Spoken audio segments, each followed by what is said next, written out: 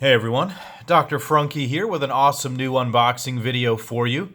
In front of us is a box from CMF Metalworks. If you follow my channel, maybe you saw the video on the CMF Crusade. CMF Metalworks is a guy by the name of Pickarski. He's a custom knife maker, and that Crusade was something absolutely spectacular.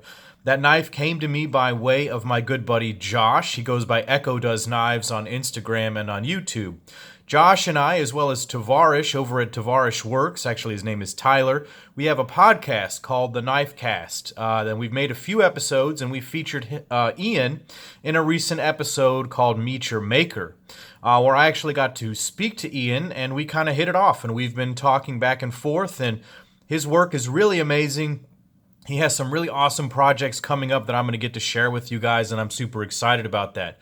But in becoming friends with Ian, I said, man, I'd really love to have a piece of your work. I think what you do is really beautiful. And he said, I have an idea. And so we've come up with this. This is a very, very cool thing for me personally. Now, it's been over a minute and I've just made you stare at a box. So let's go ahead and open this. He signed it himself. I really like his packaging. You open it up, he gives you a full, huge microfiber cloth. This is, gigantic, so you're going to be taken care of. He gives you the knife in the case. Here he sends you a sticker. Actually, a couple of stickers, and then he sends you a certificate of authenticity, where this one shows that this was made in April of 2018, made out of Timascus. We're going to be seeing a Timascus Scalpel, and here's his information here. So CMF Metalworks, Ian Pickarski, he's on Instagram and Facebook, he's got a website, and he's got an email there. So hit him up if you're interested in his work. I'll move this off the screen. Let's go ahead and open this guy up. This is very exciting to me because, as you read on the birth certificate, this is a Timascus Scalpel. I don't know if you guys have ever seen a blade made out of Timascus, but this is actually a full knife made completely out of Timascus. Now I'm going to go ahead and take this out. I did wash my hands before the video. Timascus is notorious for getting a little bit faded with the hand oil, so I want you guys to just soak in the details real quick on this absolutely beautiful piece of drizzle Timascus from the folks over at Alpha Knife Supply, finished beautifully by Ian. So, in my discussion with Ian, we talked about the fact that I am in fact a doctor. I am in fact a surgeon, a neurosurgeon. In fact, in training, I'm a fifth-year neurosurgery resident as of the making of this video. So the scalpel is something that's very special to me because I literally use that knife every single day. If you want to talk about an EDC for Dr. Frunky, a scalpel is an actual thing. And so Ian has done this type of little neck knife or kiridashi or scalpel, what have you, a couple of times in the past. And so he offered one to me and I said, that is a beautiful idea, my friend. And so he put this together, and I wanted to kind of go over some of the details with you.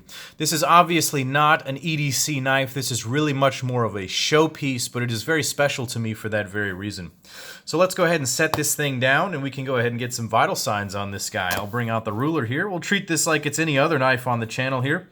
Up front, you've got about a 2-inch overall blade going on there. That little curvature means the cutting length is a little longer than 2 inches, but 2 inches right there, and the overall length is coming in right at about 6.5 inches. So it's comfortable in the hand because you can choke up so far, and that little bit of edge right there can be functional if you want it to be. I'll bring out the calipers here. Let's not scrape up any Timascus here and figure out it's coming in at 140 thousandths right there on the thickness. It's very, very light. That's the thing that surprises me. It's really just a piece of titanium. Put it on the scale, 1.13 ounces. So very, very light right here. So a nice little carry piece if you're into carrying these little fixed blades. So let's go ahead and break this knife down anatomically and see what we're looking at. Up front is this blade done in Timascus. Yes, the actual blade of the knife is done in titanium. Now, this is a little bit strange to some people because titanium, to be perfectly honest, is not a very good blade material. It does not take a particularly keen edge because of its sort of chemical composition. but it can take a sharp enough edge that you can do some sort of rough cuts with it. What Ian has done, and what you may have noticed when I flip the knife over, is that he's carbidized the surface of the titanium. And what this does, at least from my understanding, I may have to ask the experts to comment down below. Carbidizing sort of work hardens the titanium, makes it a little bit more tough. And makes the edge last a little bit longer. I'm not sure of the exact science behind it. Perhaps someone can enlighten us down below. But he has done a bit of a hollow grind right here, and it's obviously a chisel grind. He said that making it a full hollow grind, the edge would not last any length of time whatsoever because it's not a particularly sharp thing. So let's see here. I got a little piece of lint on there, I think. Yeah. Okay, so the hollow is actually quite nice. This thing will cut through paper. But I'm not going to be really using this for any type of real cutting. It's just sort of a fascinating thing. He's done a beautiful job with the edge bevel right there, and it's just lovely to look at. Moving back, it's got a nice forward finger choil, I'll call it. So this is going to get some smudges on this thing, but I'm just going to do it. When you hold the knife, your finger rests very nicely right there. There's a nice area of guard so that you could actually use this, and it is quite comfortable.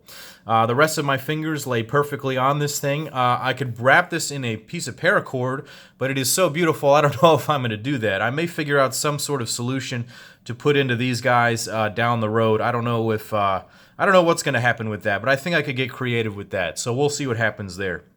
The handle, as you can see, is a full tang piece of Timascus. Sorry, Ian told me that there is a way to identify whether you are looking at Alpha Knife Supply Timascus versus Chad Nichols Mokutai. So Chad Nichols Mokutai looks remarkably similar a lot of the times. Some people don't even really realize that there are multiple sources for Timascus, but these are two of the main sources for Timascus in the United States. But Alpha Knife Supply Timascus has a side that kind of looks like this, a bit blotchy, and then a side like this that's the patterning and everything like that. It just has to do with the way they make their material. So, and whereas the Chad Nichols stuff has the design on both sides. I like the non-uniformity here, where this side has its own unique look, and then this side has its own unique look. It kind of goes with the fact that this side is carbidized, so it's its own unique thing. What is very interesting is to look at the spine of this, where you can actually see the layers of the Timascus all the way through. If you're unfamiliar with this material, it's essentially 2 to 3 to multiple different types of titanium, where they take sheets of it and they stack them on top of each other, and then they stick them into a forge, and these things forge weld together, and then you can cut it apart and stack them again, and then cut them again, or fold it, or twist it, or various other things, and it makes these interesting patterns. Now, I'm not a knife maker, I'm not a bladesmith, or a guy that does this every day, but that's my sort of basic understanding of how this material is made. And it does come out with these really beautiful patterns. This is actually a flame anodized version, so you can take a blowtorch and basically stick it to the Timascus, and once you get to a certain heat, titanium takes on these beautiful colors, and because you have different types of titanium, they take on different colors. I think this one could be classified as white Timascus because some of it remains a whitish light blue, whereas some of it turns these deep dark purples and blues and reds and things. It's absolutely beautiful, and Ian does it as well as anyone in the world. He gets a consistent coloration throughout. Mind you, this is just done with a blowtorch, so you have to be very careful and meticulous with how you do it, and there's a lot of trial and error to make it look this nice. So really, really happy with this. I'm very thankful to Ian for allowing me to pick this up. It, I think, will be the start of something really wonderful. I don't know if I showed you this. He actually signed his name, Ian Pickarski, and it's got the birth date on there, 4/6/18 right there, so very special. This is very special to me because of my friendship with him, because of what it represents in the fact that I'm a neurosurgeon and I'm a knife enthusiast. It's a sort of a crossover of both worlds for me, and it's absolutely beautiful. It's comfortable, and it's really cool. So I'm happy I got to share this with you guys.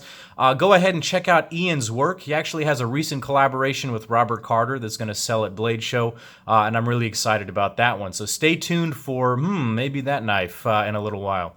Thank you for watching, guys. Click like and subscribe to my YouTube channel here. Head over to Instagram and follow me there at Dr. Frunky. And as always, guys, take care.